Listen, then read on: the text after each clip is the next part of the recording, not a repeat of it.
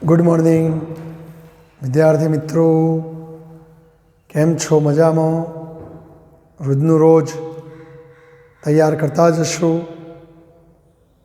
જો આપણા આજના લેક્ચરમાં હેતુલક્ષીની હું વાતો કરવા માગું છું મિત્રો.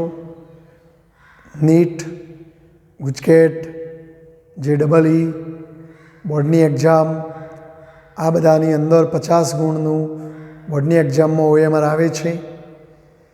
તો આપણે OMR તૈયાર કરવો જોઈએ. જો આપણે ધોરણ 12 ભૌતિક વિજ્ઞાનની અંદર 6ઠ્ઠો પાઠ, જેનું નામ છે વિદ્યુત ચુંબકીય પ્રેરણ, ચુંબકોની મદદથી વિદ્યુતનું પ્રેરણ કરવું એટલે વિદ્યુત ઉત્પન્ન કરવાની વાતો આ પાઠમાં ભણવામાં આવે છે. આપણે પાઠનો સૂત્રો પહેલાં તો આપણને આવડવો જોઈએ મિત્રો. આપણે પાઠની થિયરી તો ભણી જ ગયા કે ભાઈ ગુંચળા સાથે કે કોઈ વાહક સાથે સંકળાયેલા ચુંબકીય ફ્લક્સમાં ફેરફાર થાય ત્યારે ગુંચળામાં વિદ્યુત ચાલક બળ ઉત્પન્ન થાય છે. અને ચુંબકીય ફ્લક્સ તો જો મેં અહીંયા કેટલાક સૂત્રોની યાદી પહેલેથી બનાવી છે. ચુંબકીય ફ્લક્સ ફાઈ શોધવાનું સૂત્ર A.B અથવા AB cos થીટા, જો થીટા A અને B વચ્ચેનો ખૂણો છે. પછી ફેરેડેના નિયમનું સૂત્ર E બરાબર -N/dt. જો ફ્લક્સ અચળ હોય તો અચળનું વિકલન શૂન્ય થઈ જાય તો EMF ઉત્પન્ન ન થાય. EMF ઉત્પન્ન થવા માટે ફ્લક્સમાં ફેરફાર થવો જ જોઈએ. પછી આપણે એક એક્ઝામ્પલ પણ અંદર આવે છે કે સમાન ચુંબકીય ક્ષેત્રમાં જો કોઈ સળિયો આમ ગોળ ગોળ ફરતો હોય, અથવા આપણે કોઈ પૈડું તો પૈડામાં બધા આરા સળિયાઓ ગોળ ગોળ ફરે, એક છેડો સ્થિર હોય, તો આવા સળિયામાં પ્રેરિત થતા EMFનું સૂત્ર 1/2 B⍵R². જો ઓમેગા એટલે કોણીય વેગ. પણ જો સળિયો આમ રેખીય ગતિ કરતો હોય તો E બરાબર BVL, જેને ગતિકીય EMFનું સૂત્ર કહેવાય. એટલે રેખીય ગતિમાં વેગ આવે, ચાક ગતિમાં કોણીય વેગ આવે. પ્રેરિત વિદ્યુત બળનું સૂત્ર Q બરાબર ΔΦ/R છે. જો ΔΦ એટલે ફ્લક્સમાં થતો ફેરફાર ભાગ્યા અવરોધ. ત્યાર પછી આત્મપ્રેરણની ઘટનામાં આત્મપ્રેરકત્વ L, તો એનું સૂત્ર N∅/I. N∅ને કુલ ફ્લક્સ કેપિટલ ∅/I પણ કહેવાય. સોલેનોઇડમાં આત્મપ્રેરકત્વનું સૂત્ર L બરાબર μ0N²A/L આવે છે. આત્મપ્રેરિત EMFનું સૂત્ર E બરાબર -L/dI/dt. સોલેનોઇડમાં સંગ્રહિત ઉર્જાનું સૂત્ર U બરાબર 1/2 Li². અન્યોન્ય પ્રેરણમાં આ બધા સૂત્રો આવે છે મિત્રો. તદુપરાંત જનરેટરનો આ બધા સૂત્રો, પણ જગ્યાનો અભાવ છે એટલે મેં નથી લખ્યું.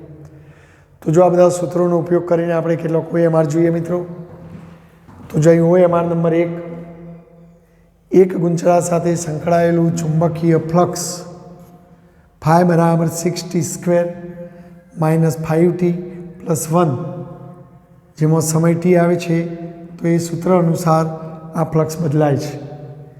તો જો t બરાબર 0.5 એટલે 1/2 સેકન્ડે ગુંચળામાં પ્રેરિત થતું EMF શોધવાનું છે, અને ગુંચળામાં પ્રેરિત થતો પ્રવાહ પણ શોધવાનો છે. અહીં પરિપથનો અવરોધ આપી દેવામાં આવેલો છે. તો જો આપણે ફેરેડેના મત મુજબ E બરાબર -dφ/dt, જો n ઓટા ગુંચળામાં હોય તો આગળ n વડે ગુણવું જોઈએ, પણ અહીં ઓટાનો ઉલ્લેખ નથી એટલે આપણે એક જ ગુંચળામાં એક ઓટો છે એમ સમજીને કામ કરીશું. જો આપણે મૂલ્ય શોધવાનું છે એટલે ઋણ ચિહ્ન પણ અવગણી શકાય. તો આપણે ફાઈનું વિકલન કરવું પડે. તો ફાઈની કિંમત 6t² - 5t + 1. જો આનું વિકલન કરીએ મિત્રો તો વિકલનમાં ઘાત આગળ આવે તો 6 × 12t - 5, tનું વિકલન 1 અને આનું 0 થઈ છે. તો આમ આપણને એનું સૂત્ર મળશે 12t - 5. અને હવે કયા સમયે કીધું છે? 0.5 સેકન્ડે. તો હવે ટીની કિંમત મૂકી દઈએ 12 (0.5 - 5). 12 ગુણ્યા 0.5 એટલે 6, 6 ઓછા 5 એટલે 1, તો આમ 1 વોલ્ટ. તો આમ ગુંચળામાં પ્રેરિત થતું વિદ્યુત ચાલક બળ 1 વોલ્ટ આપણને મળશે મિત્રો. એટલે આ એક જવાબ આવી ગયો. હવે પ્રવાહ શોધવો છે તો ઓહમના નિયમ પ્રમાણે પ્રવાહ એ બરાબર વોલ્ટેજ ભાગ્યા અવરોધ. અહીં ઉત્પન્ન થયેલા વોલ્ટેજને આપણે E કીધેલું છે, તો E/R.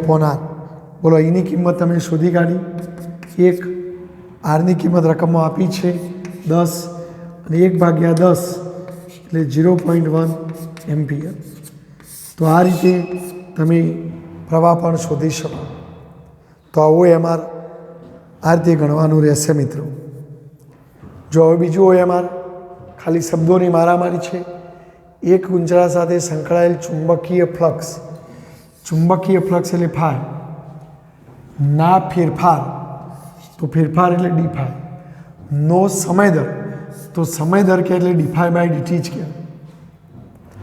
તો એની કિંમત તમને આપી છે મિત્રો 5t² + 2t - 1. એટલે જો મિત્રો આ ફ્લક્સનું સૂત્ર નથી, ફ્લક્સના ફેરફારના સમય દરનું સૂત્ર છે. અને ફેરેડેના મત મુજબ ફ્લક્સના ફેરફારનો સમય દર એટલે E. એટલે વાસ્તવમાં તમને આ Eનું જ સૂત્ર સીધું આપ્યું છે. તો 2 સેકન્ડે પ્રેરિત થતું EMF શોધવાનું છે. તો t બરાબર 2 સેકન્ડ લેતો, તો જો આપણે સીધા 2 લઈશું અહીં, તો 5 2² વત્તા 2, tની જગ્યાએ 2 ઓછા 1. બોલો 2² 4, 4 ગુણ્યા 5 એટલે 20, 2 દુ 4 -1, 20 ને 4 24માંથી 1 જાય તો 23 વોલ્ટ. તો આ આપણો જવાબ છે મિત્રો 23 વોલ્ટ. જો ઘણાને મિસ્ટેક અહીં શું થાય, વિકલન કરી નાખી કે ભાઈ 5 દુ 10t વત્તા 2 અને પછી t બરાબર 2 મૂકે તો 20 ને 2 22 થાય, એટલે આ જવાબ થાય. પણ વાસ્તવમાં અહીંયા ફ્લક્સના ફેરફારનો સમય દર કીધું છે. જો માત્ર ફ્લક્સ કહે તો ફાઈ લખવાનું, ફ્લક્સનો ફેરફાર કહે તો ડી લખવાનું, અને ફ્લક્સના ફેરફારનો સમય દર કહે તો ડી/dt લખવાનું. તો અહીં દર છે એટલે આપણે આ છે એટલે સીધું Eનું સૂત્ર છે. એટલે આની જેમ વિકલન કરવાનું નથી મિત્રો. બરાબર, આ ધ્યાન રાખજો.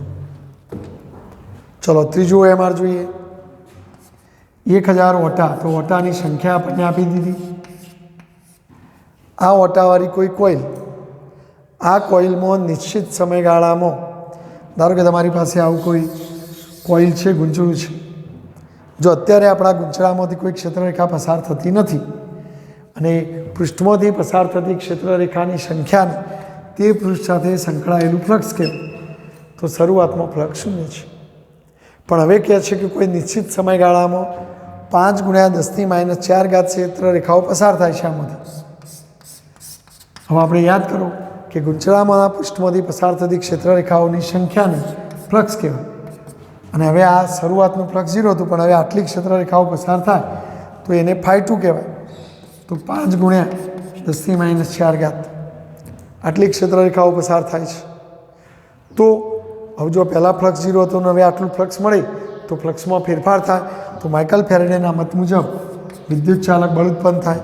અને રકમમાં કહે છે કે 5 વોલ્ટનું વિદ્યુત ચાલક બળ મળે છે. તો આ સમયગાળો શોધવાનો છે.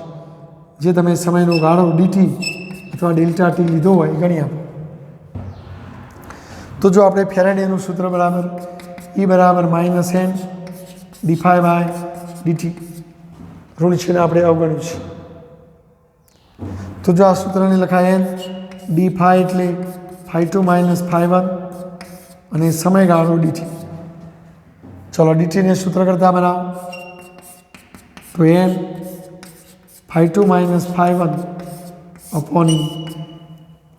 જો હવે હું કિંમત મૂકીશ, nની કિંમત 1000, φ2 5 ગુણ્યા 10⁻⁴, φ1 0 અને પ્રેરિત થતું EMF 5 વોલ્ટ.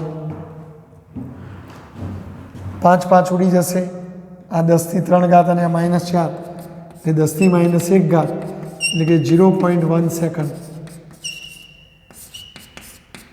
તો આ રીતે તમે આ ગણી શકો. એટલે શરૂઆતનું ફ્લક્સ 0 ગણવાનું અને પછી પૃષ્ઠમાંથી પસાર થતી ક્ષેત્ર રેખાઓની સંખ્યાને તે પૃષ્ઠ સાથે સંકળાયેલું ચુંબકીય ફ્લક્સ કહેવાય. તો ફ્લક્સમાં ફેરફાર થયો તો EMF આટલું મળે. તો આ રીતે આવું EMR ગણી શકાય. તમે સ્ક્રીનશોટ લઈ અને લખી દેશો મિત્રો. ચલો મિત્રો, બીજો OMR. જો આ OMR જોઈએ આપણે 0.05 મીટર સ્ક્વેર ક્ષેત્રફળ. તો જો ક્ષેત્રફળનું મૂલ્ય આપણને આપવામાં આવ્યું 0.05 યાની કે 5 × 10⁻² મીટર સ્ક્વેર ક્ષેત્રફળ અને 800 ઓટાવાળી કોઇલ. તો જો ઓટાઓની કુલ સંખ્યા આપી 800. આ કોઇલને 4 × 10⁻5 ટેસ્લાના ચુંબકીય ક્ષેત્રમાં. તો જો એ ચુંબકીય ક્ષેત્રનું મૂલ્ય આપ્યું લંબરૂપે મૂકેલ છે. ધારો કે હું એમ કહું કે ચુંબકીય ક્ષેત્ર આમ જાય છે, તો તમે એ ધારો કે કોઇલને આમ મૂકો આમ, તો જો આ ચુંબકીય ક્ષેત્રને કેવી મૂકી કહેવાય? લંબ. બોલો, આ પૃષ્ઠને રજૂ કરતો ક્ષેત્રફળ સદિશ પૃષ્ઠને લંબ આમ હોય, ચુંબકીય ક્ષેત્ર આમ. તો અત્યારે હાલ શરૂઆતમાં બંને વચ્ચેનો ખૂણો 0 છે. હવે તેને 0.1 સેકન્ડમાં એટલે સમયગાળો આપ્યો t અથવા dt 0.1 સેકન્ડમાં 90 ડિગ્રીનું ભ્રમણ આપો. તો જો તમારું ગૂંચળું આમ હતું પહેલાં અને હવે 90 ડિગ્રીનું ભ્રમણ આપો એટલે આમ કરી દેવાનું છે. હવે આમ કરી દેશો તો પૃષ્ઠને રજૂ કરતો ક્ષેત્રફળ સદિશ. જો અત્યારે તમારું ગૂંચળું આમ હતું એના બદલે હવે આમ કરી દો, ચુંબકીય ક્ષેત્ર તો એમ જ જાય છે, પણ પેલા પૃષ્ઠને રજૂ કરતો ક્ષેત્રફળ સદિશ પૃષ્ઠને લંબ આમ બહાર આવશે. તો અહીંયા ચુંબકીય ક્ષેત્ર B અને એ વચ્ચેનો ખૂણો કેટલો થઈ જવાનો મિત્રો? 90 થઈ જવાનું. તો પહેલાં આ રીતનું હતું, પછી આમ ભ્રમણ કરાવ્યું 90 તો આમ થઈ ગયું. અને જો ખૂણો બદલાય તો ફ્લક્સ બદલાય, કારણ કે ફ્લક્સના સૂત્રમાં ખૂણો આવે છે. તો જો આપણે આ પહેલી કન્ડિશનમાં ફ્લક્સ ગણી કાઢીએ, તો જો પહેલી કન્ડિશનમાં ફ્લક્સ φ બરાબર AB cos θ, પણ પહેલી કન્ડિશનમાં એટલે φ1 θ કેટલો? 0 cos 0 1. તો AB cos 0 માટે શું આવશે મિત્રો? AB. પછી આપણું ફ્લક્સ બીજી કન્ડિશનમાં ગણી કાઢો તો AB cos 90 અને cos 90 0, તો ફ્લક્સ બદલાઈને 0 થાય.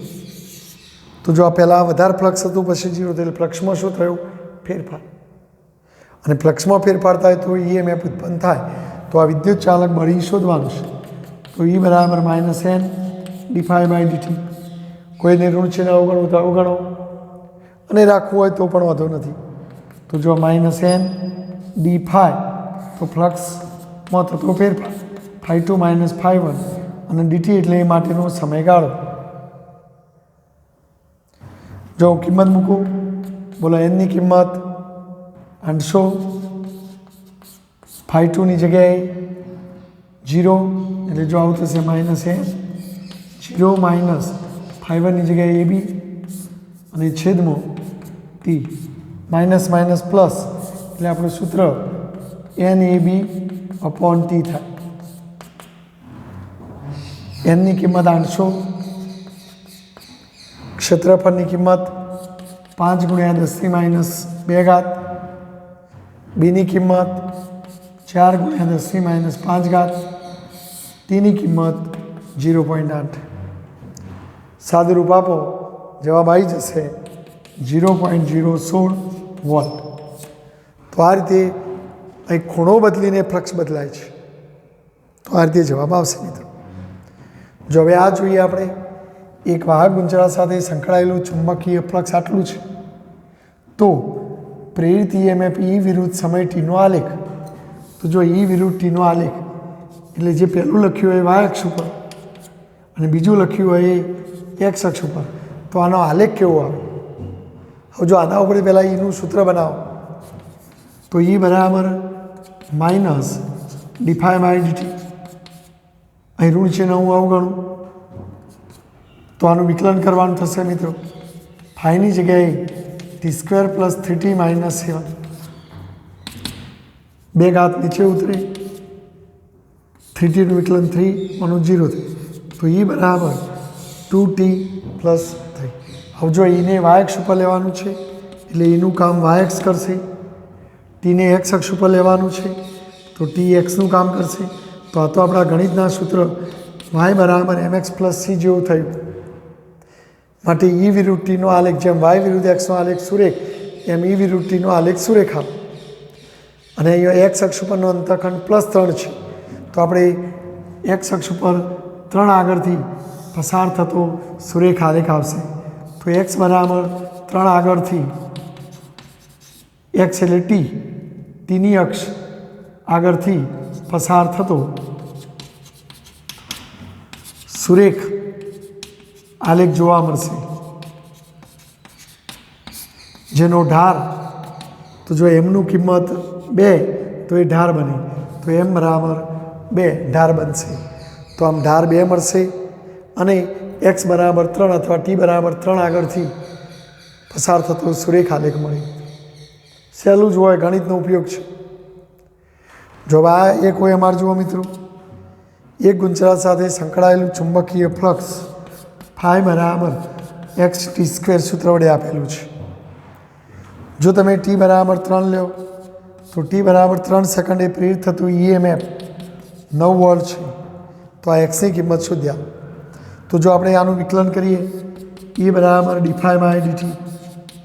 આમ તો ઋણ ચિહ્ન જવાબોમાં જો ઋણ ચિહ્ન આપેલું હોય તો ઋણ ચિહ્ન લક્ષમાં રાખીને કામ કરવાનું. તો એ બરાબર -d∅dt. માટે જો -ddt ઓફ x_t². માટે e બરાબર વિકલન કરાવો તો 2 ઘાત નીચે ઉતરે તો -2xt. હવે રકમમાં કહેશે e બરાબર 9 છે મિત્રો.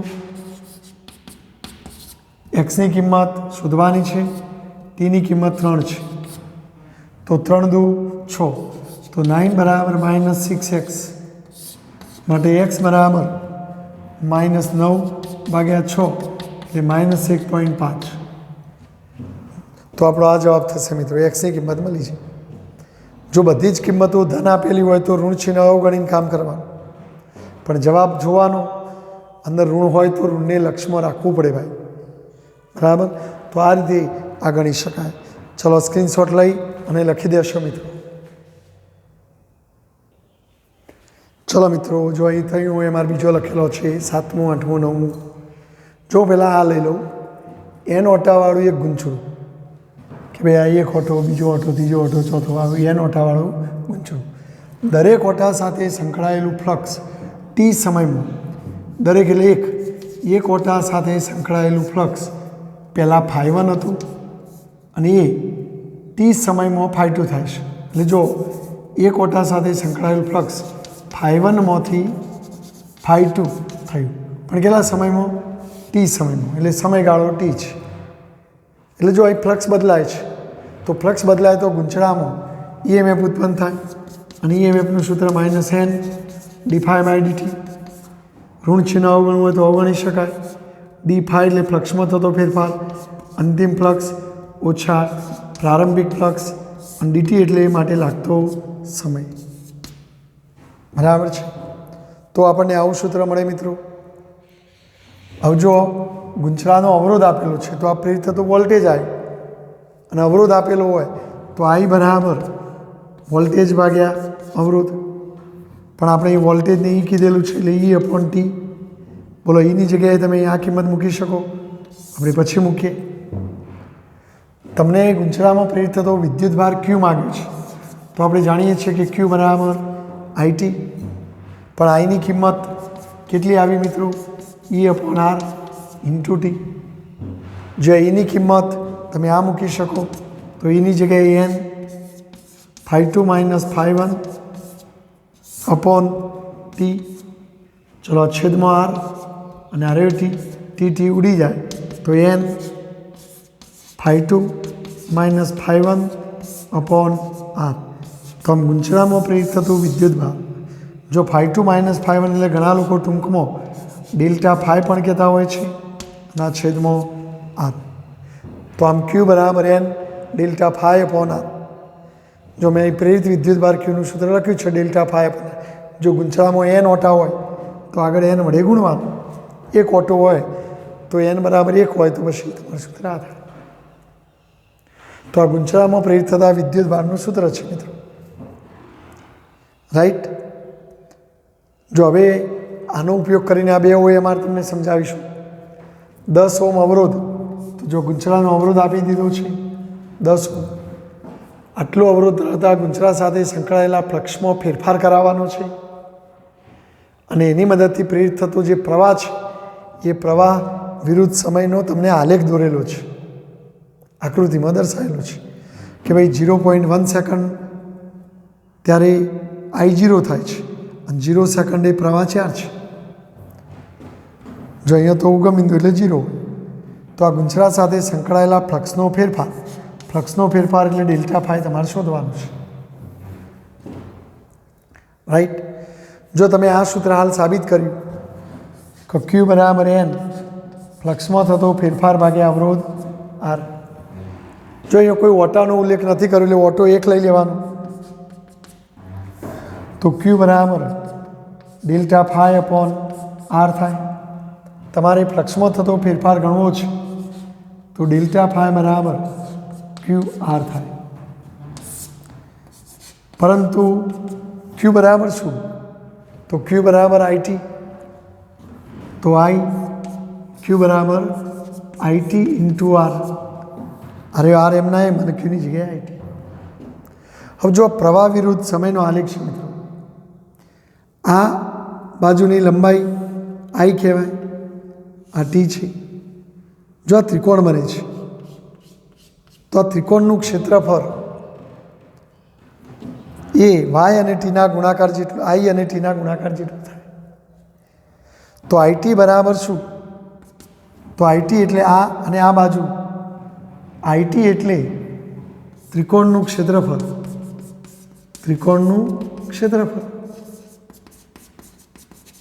ગુણ્યા R. તો આમાં IT પદ તમે આ ત્રિકોણના ક્ષેત્રફળ ઉપરથી ગણી શકો મિત્રો. બરાબર. અને બોલો આ ત્રિકોણના ક્ષેત્રફળનું સૂત્ર 1/2 પાયો ગુણ્યા વેધ અને આ ગુણ્યા R. તો અહીં જો 1/2 આ ત્રિકોણનો પાયો 0.1 છે, વેધ 4 એકમ છે અને અવરોધ R રકમમાં આપેલો છે 10 ઓહ્મ. જો આ 10 ચિહ્ન દૂર કરો તો છેદમાં 10 આવે, 10 ઉડી જશે, 4/2 તો 2 આવશે. તો આ આપણો જવાબ છે મિત્રો 2. તો આ ફ્લક્સનો ફેરફાર, ડેલ્ટા ફાઈ છે મિત્ર, ફ્લક્સનો ફેરફાર ડેલ્ટા ફાઈ 2 વેબર આવે, ફ્લક્સનો એકમ વેબર. ટૂંકમાં y અક્ષ અને x અક્ષ ઉપરની ભૌતિક રાશિનો ગુણાકાર કરો તો આલેખ વડે ઘેરાતા ભાગનું ક્ષેત્રફળ આવે. પણ અહીં ત્રિકોણ બને છે તો ત્રિકોણનું ક્ષેત્રફળ લેવાનું. y અક્ષ ઉપર I છે ને x અક્ષ ઉપર t એટલે બંનેનો ગુણાકાર IT જે ક્ષેત્રફળ બને. તો આ રીતે તમારે ગણવાનું છે. બોલો ક્લિયર? તો ચલો સ્ક્રીનશોટ લઈ લો એટલે આ બે હોય મારે પતી જાય. ચલો સ્ક્રીનશોટ લેવાઈ ગયો એટલે હું આ કાઢી નાખું મિત્રો, એટલે મને આ ગણાવતો ફાવે.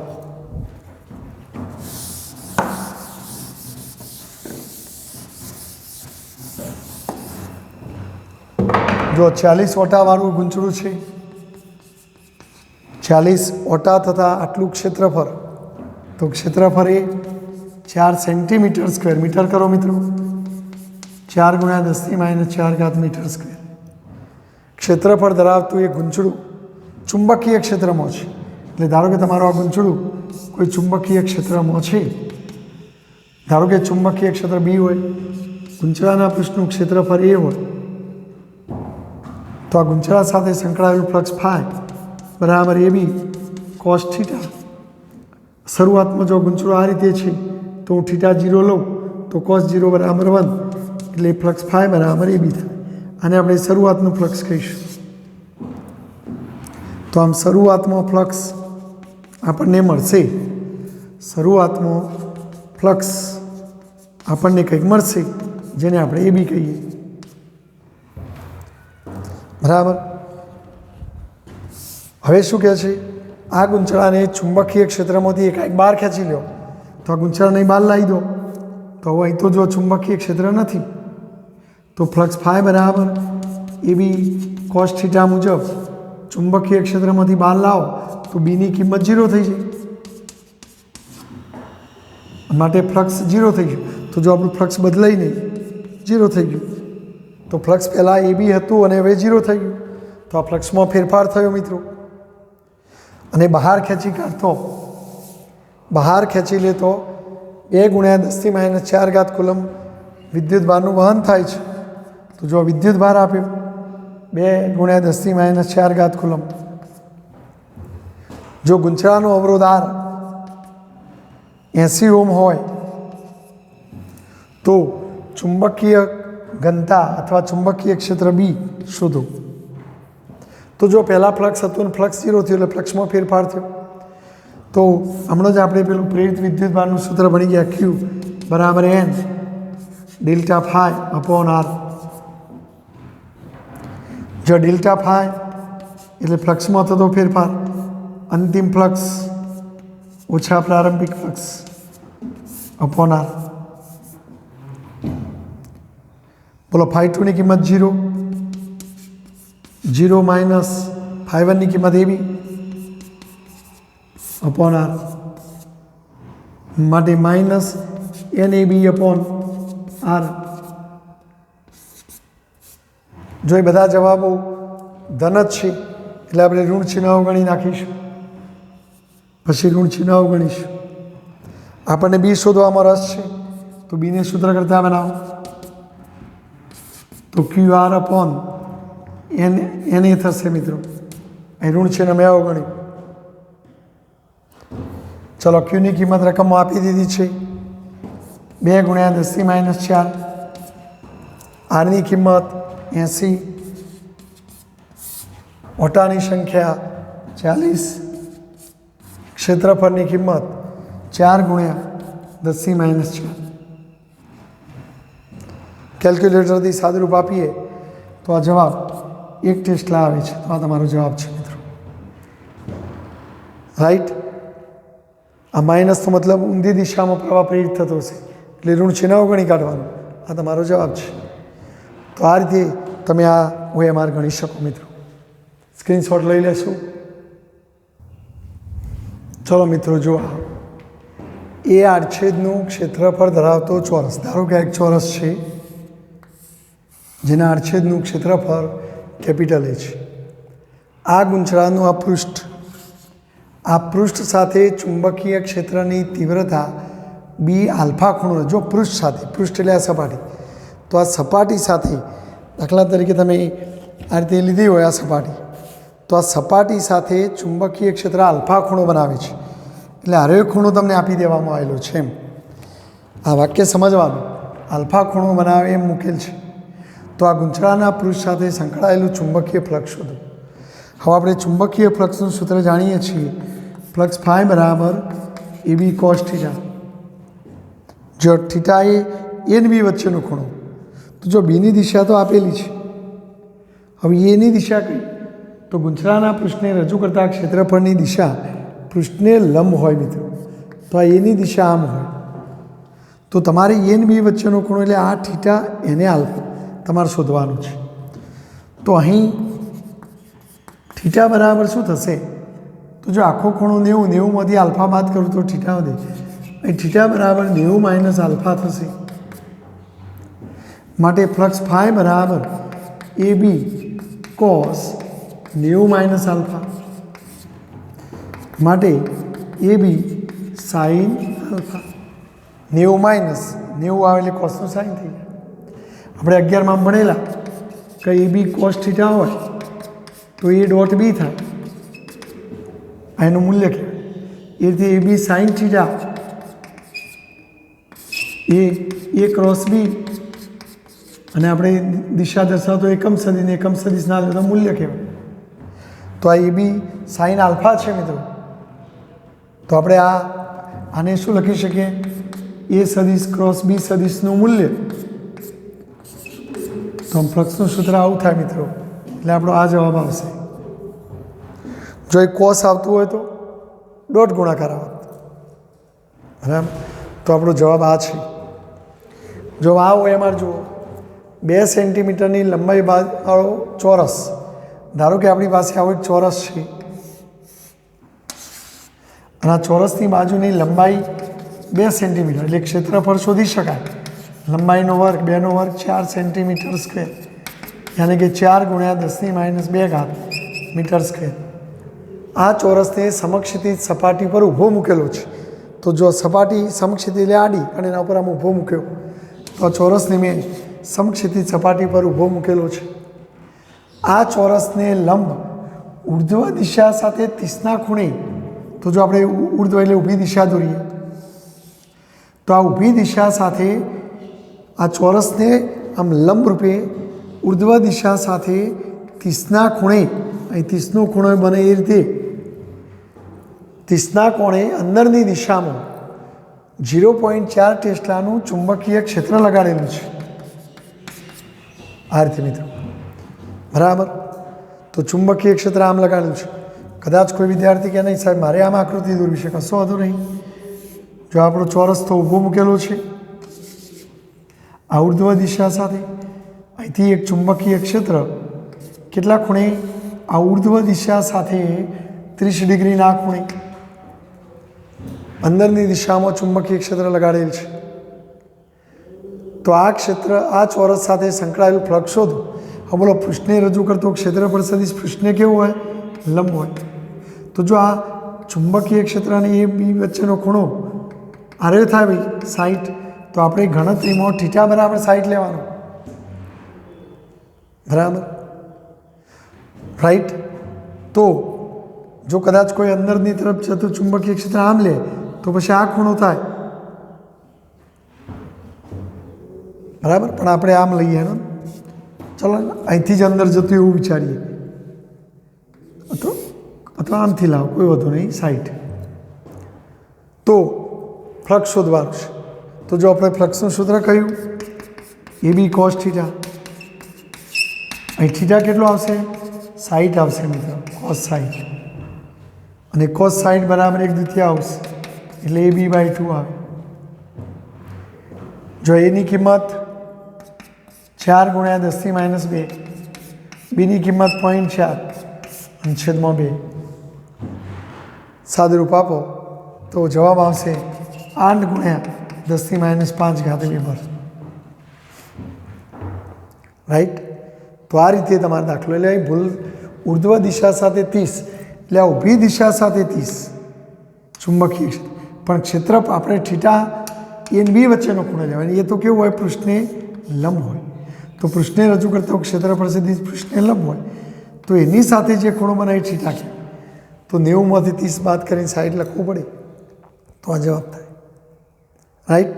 હવે જો આ હોય અમારે જો 20 સેન્ટીમીટરનો વ્યાસ વાળી રિંગ, જો રિંગ એટલે બંગડી, આ રિંગ છે, તો વ્યાસ ઉપરથી તમને ત્રિજ્યા મળી જાય. બોલો, ત્રિજ્યા r બરાબર વ્યાસ ભાગ્યા 2, તો 10 સેન્ટીમીટર. મીટર કરો તો 0.1 મીટર. આ રિંગનો અવરોધ આપી દીધેલો છે 0.01. આ રિંગને 2 ટેસ્લાના ચુંબકીય ક્ષેત્રમાં લંબરૂપે ગોઠવેલ છે. તો જો હવે આ સ્ક્રીનશોટ તમે લઈ લીધો હોય તો હું કાઢી નાખું મિત્રો. જો રિંગને પહેલાં આ રીતે ગોઠવવાનું છે. જો તમારી રિંગ આમ છે અને ચુંબકીય ક્ષેત્રને લંબ, એટલે ચુંબકીય ક્ષેત્ર હું આમ લઉં, એટલે જો તમે રિંગ આમ મૂકેલી હોય તો લંબરૂપે ગોઠવી, ચુંબકીય ક્ષેત્રને લંબરૂપે. તો જો રિંગના ક્ષેત્રફળને રજૂ કરતો સદિશ આમ, ચુંબકીય ક્ષેત્ર આમ, તો શરૂઆતમાં θ0 માટે શરૂઆતનું ફ્લક્સ φ1 બરાબર AB cos θ, θ0 અને cos 0 1 થાય, એટલે ફ્લક્સ આવશે AB. તો આને શરૂઆતનું ફ્લક્સ કહીશું. હવે આ લંબ ગોઠવેલ સ્થિતિમાંથી એને સમાંતર કરી દો. તો જે આમ ગોઠવ્યું હતું લંબ, પણ હવે એને આમ ફેરવી એને આમ સમાંતર કરી દો. તો જો પૃષ્ઠને રજૂ કરતો ક્ષેત્રફળ સદિશ આમ આવી જાય, બી આમ આવી જાય, તો લંબ 90નો ખૂણો બની જશે. હવે સમાંતર ગોઠવો તો પછી ફ્લક્સ φ2 બરાબર AB cos 90 અને cos 90 એટલે 0 એટલે ફ્લક્સ બદલાઈને 0 થઈ જાય. તો આ રિંગમાં પ્રેરિત વીજભાર શોધવાનો છે Q. તો આપણે Q ભણી ગયા. Q બરાબર N delta phi upon R. જો અહીંયા એક જ ઓટો છે એટલે N ની કિંમત હું 1 લઈ લઉં તો પ્રેરિત વિદ્યુતભાર Q બરાબર ડેલ્ટા ફાઈ અપોન R. અને ડેલ્ટા ફાઈ એટલે φ2 માઇનસ φ1 અપોન R. φ2 ની કિંમત 0 માઇનસ φ1 ની કિંમત AB અપોન R. માટે Q બરાબર માઇનસ AB અપોન R. પણ જો એ બધા જવાબો ધન જ છે એટલે આપણે ઋણ ચિહ્ન અવગણીશું. અને જો રિંગ છે ભાઈ તો રિંગના પૃષ્ઠના ક્ષેત્રફળનું સૂત્ર કયું? એનું સૂત્ર પાઈ R² થાય ઇન્ટુ B અપોન R. બસ હવે બધી કિંમતો મૂકી દઈએ આપણે. તો જો પાઈ જ રહેવા દઈએ કારણ કે જવાબો પાઈમાં છે. આરનો વર્ગ તો રિંગની ત્રિજ્યા આપણે 0.1 છે તો 0.1નો વર્ગ. ચુંબકીય ક્ષેત્ર 2 ટેસ્લા છે અને અવરોધ R 0.01 છે મિત્રો. કેલ્ક્યુલેટરથી સાદુરૂપ આપો બરાબર તો તમને જવાબ મળી જશે. બોલો ખ્યાલ આવી ગયો? તો તમે જવાબ શોધી કાઢજો બરાબર.